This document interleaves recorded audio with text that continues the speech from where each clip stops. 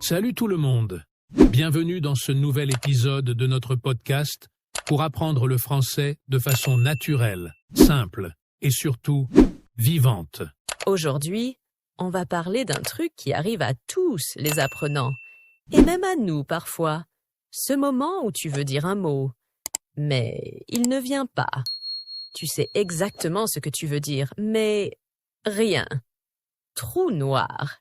C'est super frustrant, non? Tu es en pleine conversation, tout se passe bien, et d'un coup tu bloques parce qu'un mot t'échappe. Et là, stress, panique, silence gênant. Mais pas de panique. Dans cet épisode, on va te donner des techniques très simples pour continuer à parler, même quand tu ne trouves pas tes mots.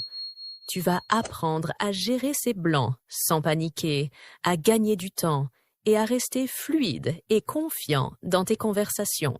Allez, installe-toi confortablement. On démarre tout de suite. On va être honnête avec vous.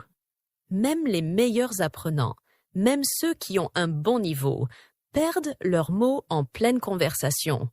Et tu sais quoi? C'est totalement normal.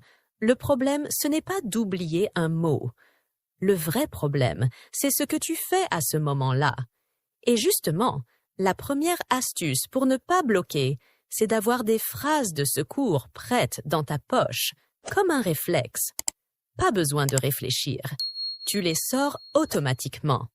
Voici quelques exemples que tu dois absolument connaître.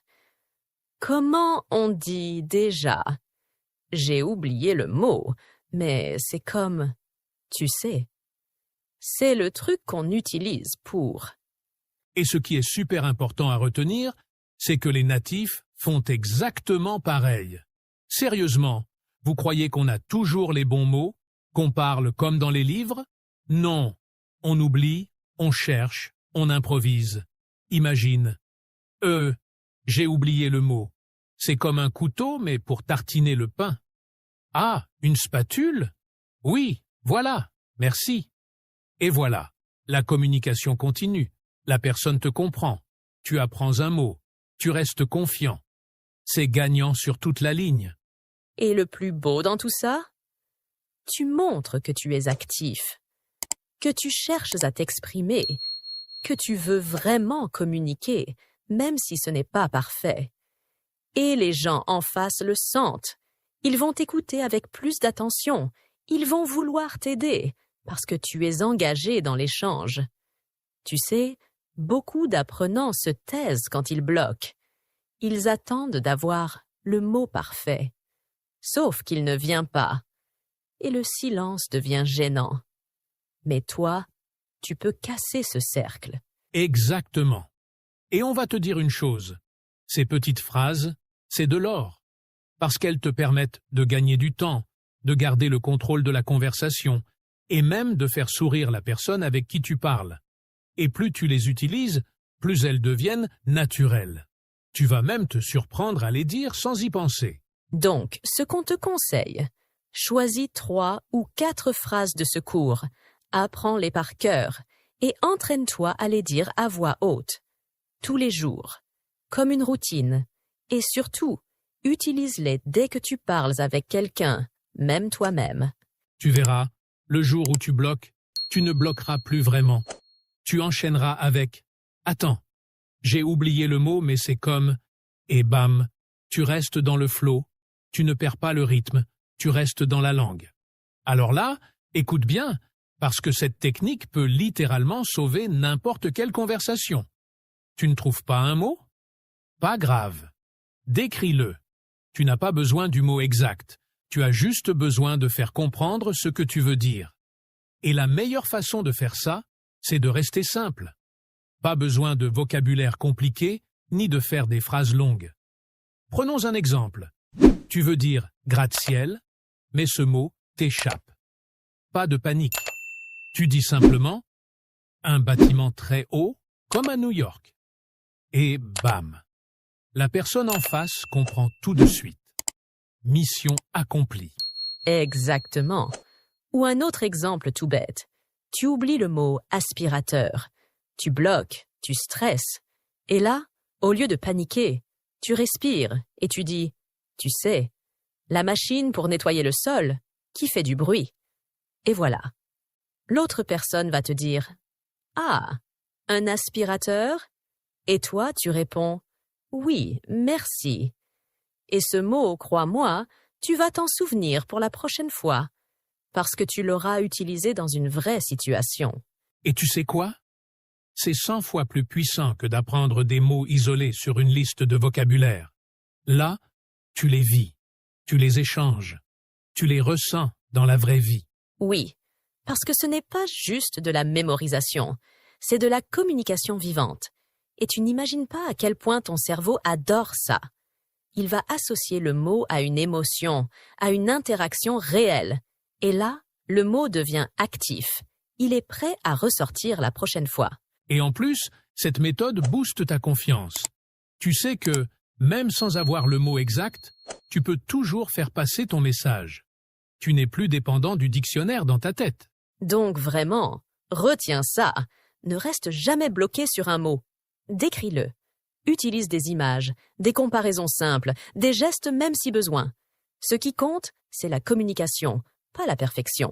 Et plus tu le fais, plus tu vas voir que ton français devient spontané, vivant et surtout efficace. C'est exactement ce que font les bons communicants. Ils trouvent toujours un chemin pour exprimer une idée, même sans le mot parfait.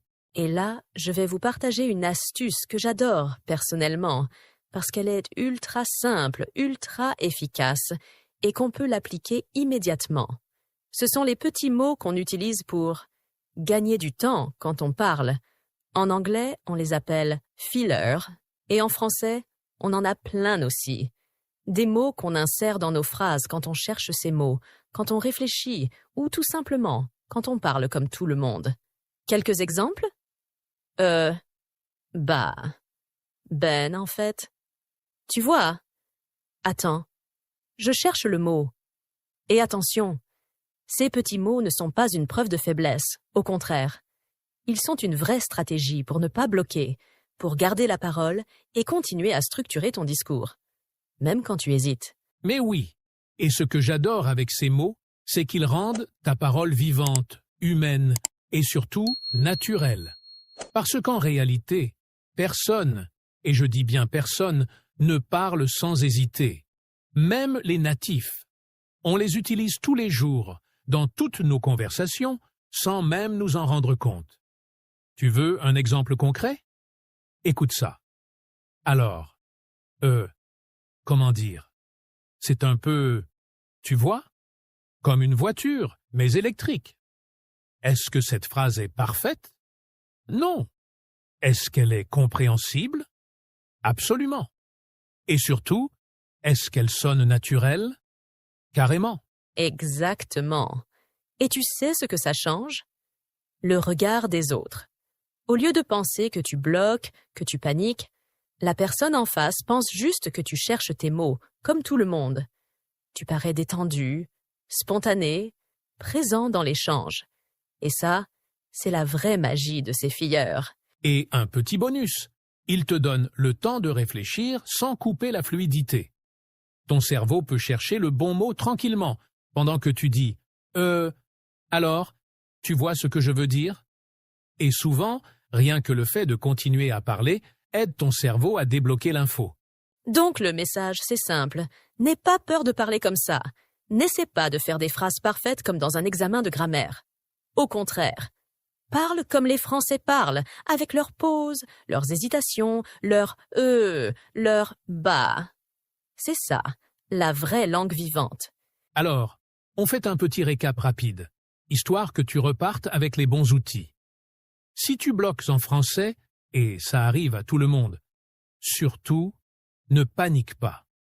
Respire, souris et utilise ce qu'on vient de voir. D'abord, balance une phrase de secours, du genre « Comment on dit déjà ?» Ça te permet de rester dans la conversation. Ensuite, décris avec des mots simples. Pas besoin du mot parfait, il suffit que la personne comprenne ce que tu veux dire. Et enfin, gagne du temps avec les petits mots magiques. Bah, tu vois. Ça t'aide à réfléchir sans perdre le fil. Et surtout, retiens ça. Tu n'as pas besoin d'être parfait pour être compris. Tu n'as pas besoin de parler comme un livre de grammaire pour avoir une vraie conversation. Ce qui compte, c'est le message, l'intention, le lien que tu crées avec la personne en face. Et même si tu cherches tes mots, même si tu fais une faute, tu es en train d'apprendre. Tu es en train de progresser. Allez, maintenant, c'est à toi de jouer. Écris-nous en commentaire. Quelle phrase de secours tu vas tester dans ta prochaine conversation? On adore lire vos réponses et on vous répond à chaque fois. Et si ce podcast t'a aidé, abonne-toi, clique sur le petit like et partage-le avec un ami qui apprend aussi le français. On est là chaque semaine pour te donner des outils concrets et t'aider à parler avec plaisir et confiance. Merci à toi d'avoir été avec nous. Et n'oublie jamais, chaque mot prononcé, même imparfait, te rapproche de la fluidité. Alors, continue à parler, continue à pratiquer et surtout, amuse-toi avec le français. Ciao tout le monde!